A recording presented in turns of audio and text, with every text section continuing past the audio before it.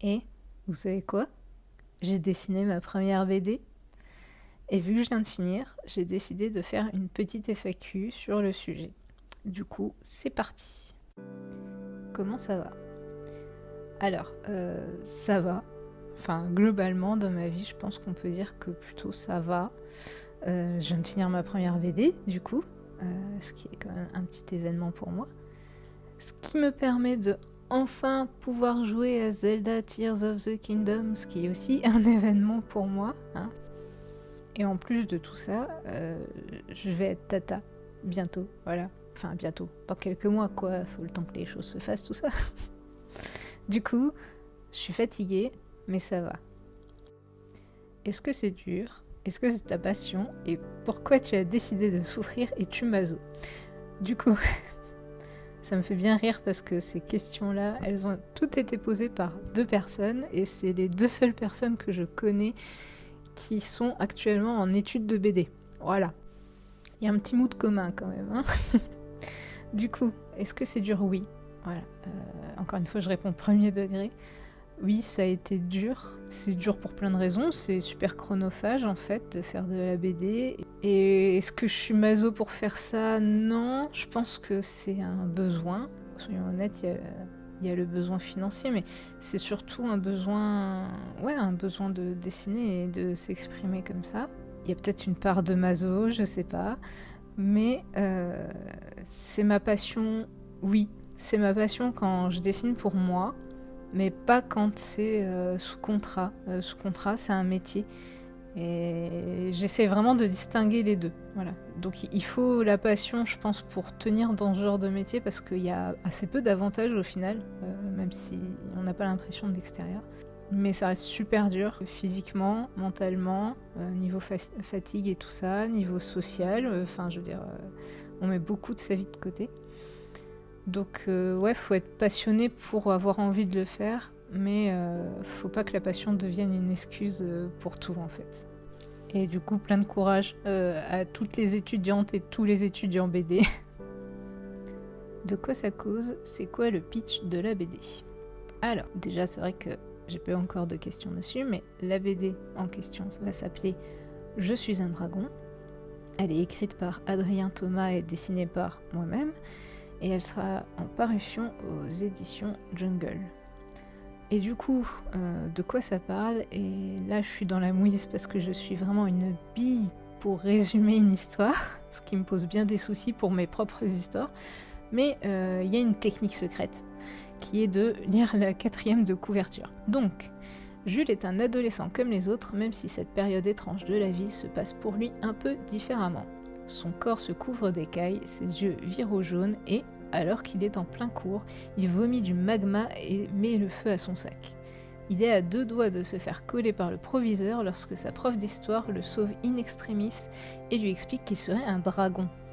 Or, les dragons ne se transforment qu'en présence d'une princesse. Qui peut-elle bien être? A-t-elle comme lui de nouveaux pouvoirs qui apparaissent? Et qui sont ces chevaliers qui en ont après lui? Comment est-ce que tu t'es retrouvé sur ce projet en particulier? Tu as été recruté pour cette histoire précise ou on te l'a proposé après t'avoir embauché? Instagram. En fait, c'était un moment l'année dernière où j'étais en train déjà de démarcher des maisons d'édition pour mon propre projet, celui qui voulait devenir le maître du monde. Voilà, j'avais monté un dossier et j'étais en train de l'envoyer à plusieurs maisons d'édition. Et un jour, j'ai reçu un MP en fait sur Instagram d'Anne-Charlotte qui va devenir du coup mon éditrice chez Jungle. Et elle m'a dit que voilà, elle était intéressée par ce que je faisais et elle m'a demandé si j'avais des projets d'édition. Et de là, on a commencé à en discuter, je lui ai proposé mon projet, mais elle pensait que je manquais un peu d'expérience, qui est justifié. Et elle m'a du coup demandé si j'étais intéressée par un script.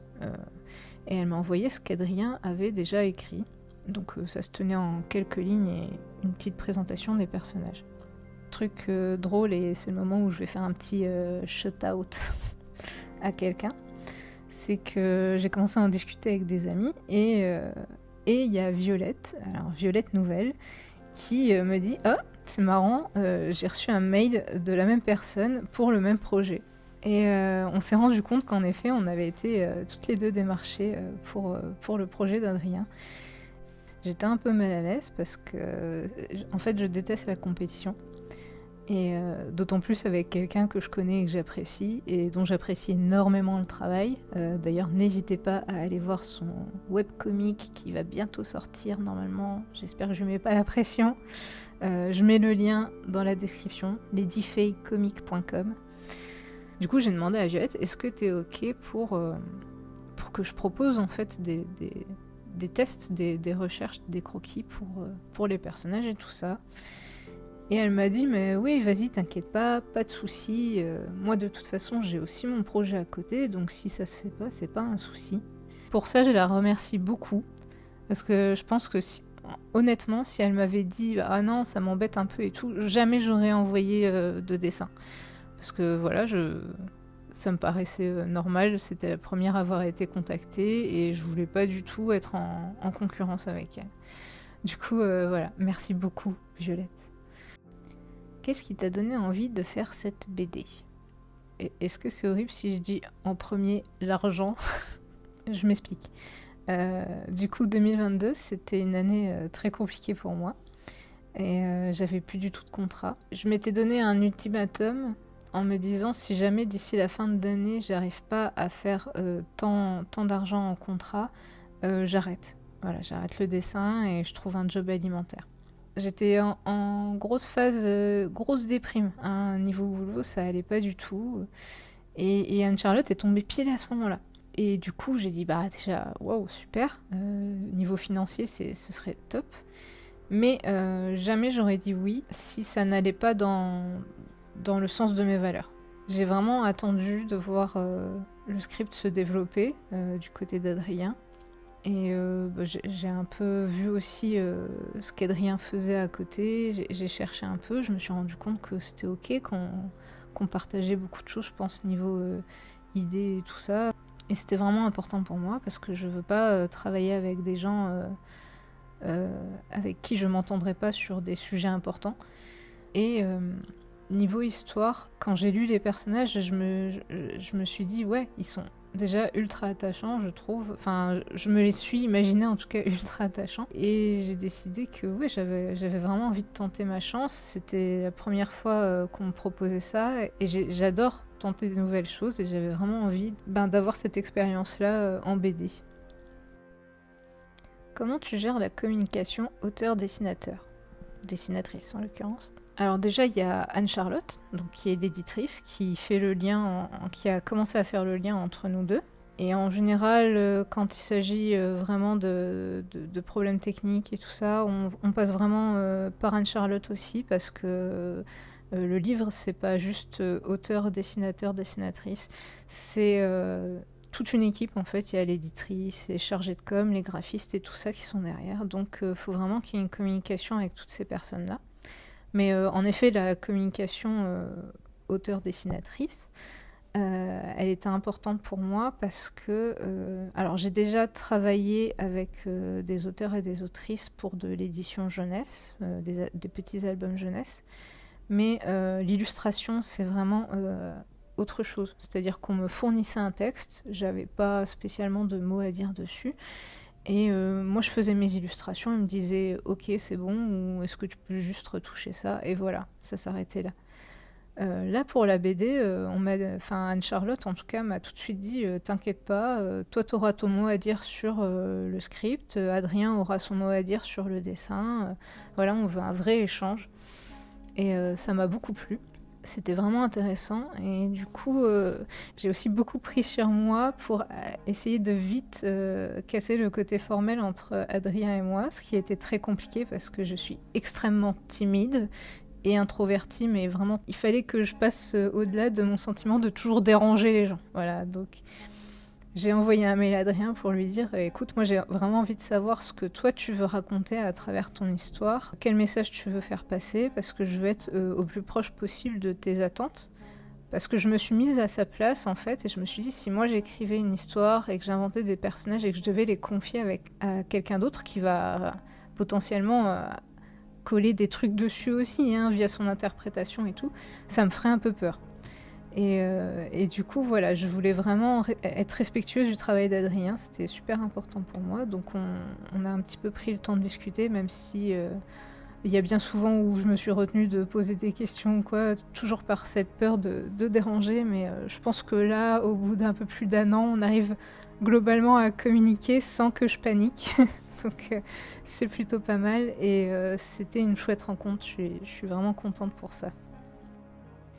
Le processus que tu préfères, comment tu travailles tes pages si le board ne va pas, est ta partie préférée et ta partie détestée. Alors j'ai collé toutes ces questions-là un peu ensemble parce que pour moi ça fait un peu partie de la même réponse. Donc le processus que je préfère, donc moi dans mon fonctionnement, il faut savoir que je déteste, et là ça va faire rire tous les dessinateurs, dessinatrices BD, je déteste revenir plusieurs fois sur quelque chose. Et c'est le principe de la BD en fait, c'est qu'on se retrouve toujours à revenir sur une planche, hein, étape par étape. Donc mon but dans la vie, c'est de supprimer le plus d'étapes possible. Alors pour ça, je ne fais pas de board à proprement parler. Je commence directement mon découpage et mon crayonné ensemble. Tant pis si des fois il y a des planches entières qui s'en vont, qui sont supprimées parce que ça ne va pas alors que j'avais passé du temps sur le crayonné. Ça me permet vraiment de visualiser plus facilement. J'arrive pas à fonctionner autrement. Et c'est du coup ma partie préférée en fait, cette étape découpage crayonné. Alors elle est épuisante, vraiment, c'est la partie la plus longue pour moi, la plus compliquée. C'est celle qui demande d'être vraiment concentré et de beaucoup réfléchir. Il y a une forme de puzzle dans tout ça, hein. Mais je trouve que du coup c'est la plus passionnante parce que c'est le moment où on crée vraiment la BD en fait. Limite la BD pourrait s'arrêter là en fait, elle serait lisible, il n'y aurait pas de souci à la comprendre. Donc c'est vraiment mon étape préférée. Si jamais du coup j'ai des pages qui ne vont pas, eh ben je corrige. J'avais souvent des retours d'Anne-Charlotte et Adrien sur le découpage et ils m'ont souvent permis de prendre le recul que je pouvais pas avoir par manque de temps. Ça vraiment avoir des retours via des points de vue extérieurs, c'était super important pour moi, pour aller plus vite. Du coup ma partie préférée comme j'ai dit c'était découpage crayonné et la partie que je déteste le plus c'est sans problème le line, l'ancrage. C'est horrible parce que du coup c'est le moment où mon cerveau à la fin du crayonné se dit bah c'est bon on a fini la BD, mais non en fait c'est le moment où je dois revenir sur toutes les planches et redessiner ce que j'ai déjà dessiné juste en plus joli. Et moi, globalement, dans mes dessins, le joli, je m'en fous un petit peu, en fait, faut être honnête. Moi, j'aime bien être efficace. Et là, bon, ben, faut que je prenne sur moi, c'est un peu long, c'est un peu compliqué. Donc, en plus, c'est les moments où je dois corriger mes perspectives et tout, enfin, un peu le moment casse-tête. Je sais que pour la plupart des artistes, c'est le moment préféré. Ben, moi, c'est le moment que je déteste le plus. Et puis, la colo, derrière, ben, ma foi, c'est le moment un peu calme avant la fin. C'est le moment où je peux éteindre un peu mon cerveau et laisser mon instinct parler sur les couleurs. Et en général, ça se passe plutôt pas mal. Un moment où tu t'es dit que vraiment il se passait un truc bien sous ton crayon et ta page ou ta case préférée. Alors, je suis quelqu'un de lente dans la vie. Je suis lente au démarrage, un petit peu pour tout. Et là, pour la BD, ben, c'est pareil. Donc, les débuts sont toujours très laborieux. Il me faut le temps de prendre tout ça en main, de me remettre la tête dans comment on fait un découpage et d'apprendre à maîtriser les personnages. Mais du coup, je saurais pas dire. Peut-être vers la fin du premier tiers du découpage, je commençais à me sentir un peu plus à l'aise déjà avec les personnages. Même si c'est des crayonnés un peu rapides, en fait, c'est le moment où on chope un peu l'essence du personnage. Et si je devais choisir... Alors, une page préférée, je peux pas. Pourtant, il y en a plein des très différentes. Vous verrez si jamais vous lisez la BD. Par contre, pour la case préférée, ben, c'est plusieurs cases. Et je dirais que c'est toutes les cases où on voit les 3 personnages ensemble. Voilà, parce que vraiment, les personnages, c'est ce que je préfère dessiner. Et les 3 personnages principaux de la BD, je trouve qu'ils ont une alchimie qui marche bien. Et j'ai adoré à chaque fois leur dessiner leurs interactions. C'était super intéressant. Et je me marrais avec eux ou j'avais de la peine pour eux à chaque fois. Donc voilà, vraiment à chaque fois qu'il y a les 3 personnages dans une case, c'est ma case préférée. Un moment de ras-le-bol peut-être, et qu'est-ce qui a été le plus dur pour toi dans la réalisation ? Alors, le moment de ras-le-bol, pour commencer, c'est la fin. Enfin, vraiment, c'est quand on arrive sur, je sais pas, le dernier quart de la BD, que je vois s'approcher la fin, mais qu'elle est en même temps un peu loin. T'as plus l'adrénaline du début, t'as toute ta fatigue qui te retombe dessus d'un coup, en fait. Et c'est le moment où t'es obligé de t'accrocher aux branches pour arriver au bout.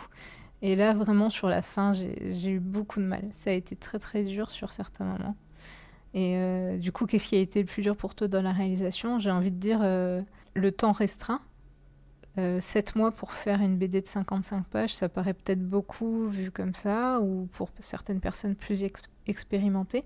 Mais moi, c'était ma première BD, donc c'était très peu.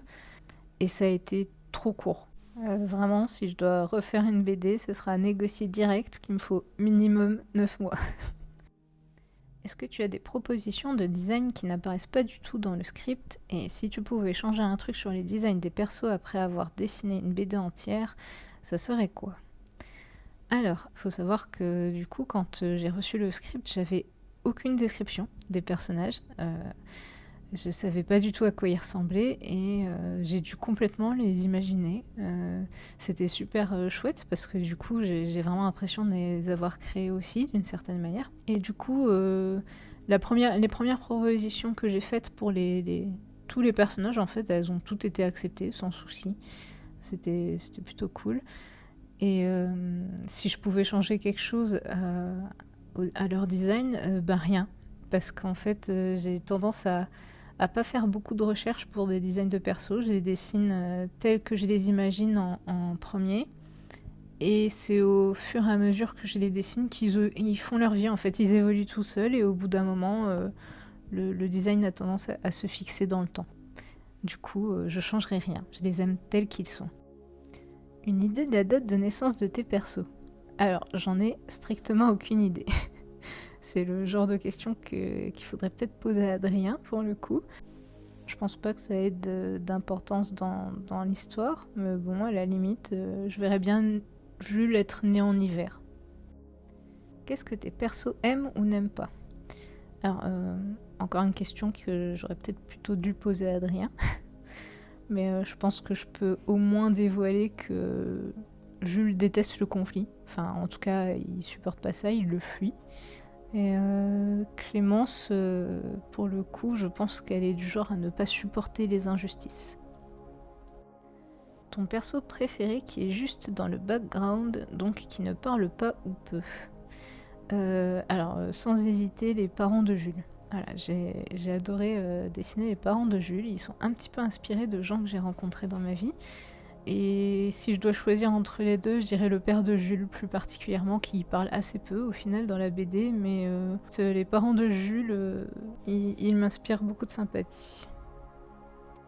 Est-ce que tu as un factoïde sur ta version des dragons que tu n'as pas pu caser dans la BD? Alors déjà, oulala, ça parle de dragons, ça va, c'est dans le titre. Alors j'ai pas de factoïde sur les dragons. Spécifiquement parce que j'étais pas trop renseignée sur ce type de créature. Mais s'il y a une chose que je peux dire, c'est que la ville dans laquelle se situe l'action, pour la dessiner, je me suis inspirée de la ville de Metz, en Moselle, parce que je suis originaire de Moselle, et Metz, pour moi, c'est la ville du Graouli. Qui est le dragon de la ville en fait, tout simplement. Alors je sais qu'il y a plusieurs dragons dans plusieurs villes de France comme ça, mais moi je connais le Graouli. Est-ce que tu as mis des easter eggs? Alors, normalement j'aime pas trop en mettre. C'est le genre de truc qui peut sortir de l'histoire, je trouve. Mais là, dans la chambre de Jules, j'avais des posters à faire et des livres et ce genre de choses. Et du coup, j'en ai profité. Donc forcément, il y a du One Piece qui traîne, hein, parce que c'est une œuvre qui m'a beaucoup marqué. Mais il y a surtout 2 easter eggs que j'ai voulu faire pour 2 amies. Donc Violette, dont j'ai parlé un peu plus tôt. Le poster au-dessus du lit de Jules est un poster de Lady Fay, même si c'est vaguement dessiné, désolée Violette. Et mon ami Cricri pour la simple et bonne raison qu'il a eu la gentillesse de s'occuper de mon webcomic pendant que je travaillais sur la BD. Et en plus, faut bien l'avouer, je crois que c'est la personne qui m'a le plus occupée pendant toute la période où j'ai dessiné la BD grâce à ses lives. Du coup, pour le remercier de tout ça, il y a un livre sur la table de nuit de Jules qui est apparemment une adaptation manga de sa BD avec ses ornithorynques. Voilà, tu sauras Cricri que tu as maintenant un manga avec Soap et Vergent. Et pareil que pour Violette, je vous mets le lien vers son travail dans la description. Il y a peut-être une petite moraine ado qui traîne dans la BD aussi. Ça m'a fait rire parce que Adrien l'a grillé. Je sais pas comment il a fait. Mais oui, je traîne quelque part dans une caisse de BD parce que je savais pas quel personnage dessiner à cet endroit-là dans le fond, tout simplement. Comment ça se passe les contrats pour des BD? Tu reçois un paiement au moment du travail et ou des royalties. Alors, c'est le moment un peu compliqué. Du coup, en fait, quand on signe un contrat BD, ou même livre en général, si je dis pas de bêtises, on reçoit ce qui s'appelle un avaloir. C'est une avance sur les droits d'auteur qu'on va potentiellement percevoir sur les ventes de l'ouvrage.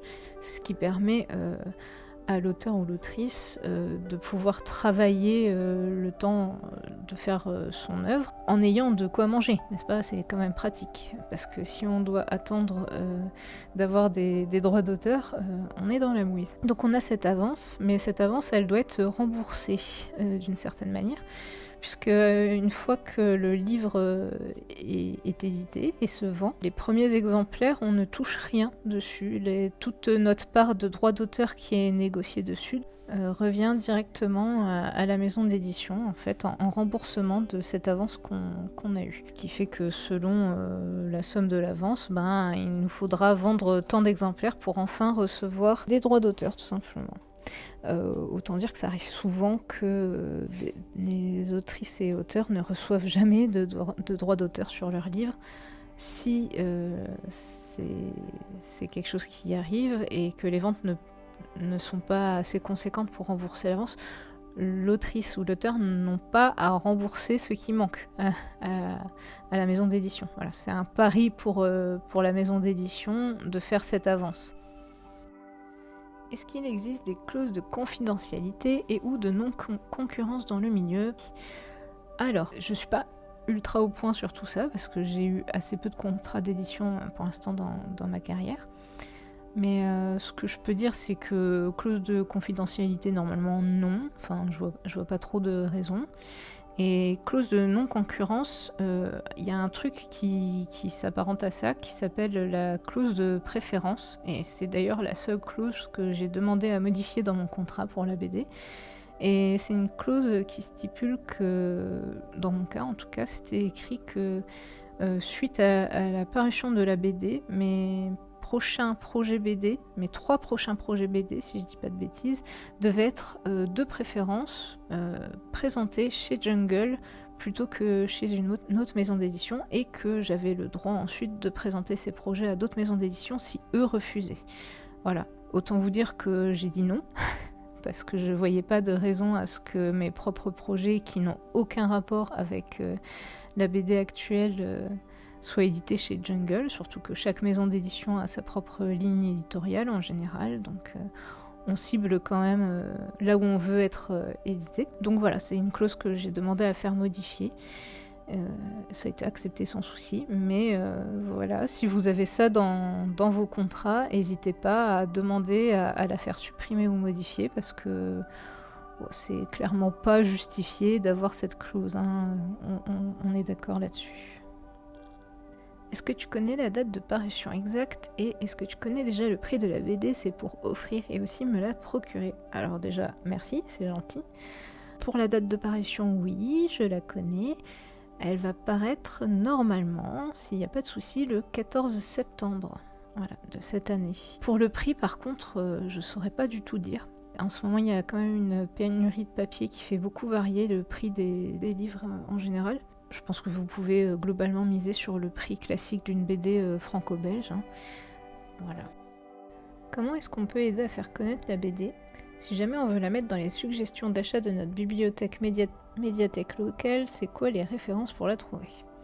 Alors déjà, super suggestion, pour faire connaître la BD, la proposer aux bibliothèques et médiathèques, c'est vraiment chouette parce que c'est un moyen assez peu connu, mais c'est un moyen de verser de l'argent aux autrices et auteurs de livres, puisqu'il y a un organisme qui s'appelle la SOFIA, qui correspond en gros à la SACEM pour les musiciens, et qui collecte de l'argent, le reverse à chaque fois qu'un livre est commandé par une bibliothèque ou une médiathèque pour l'intégrer à son catalogue. Donc, chouette initiative.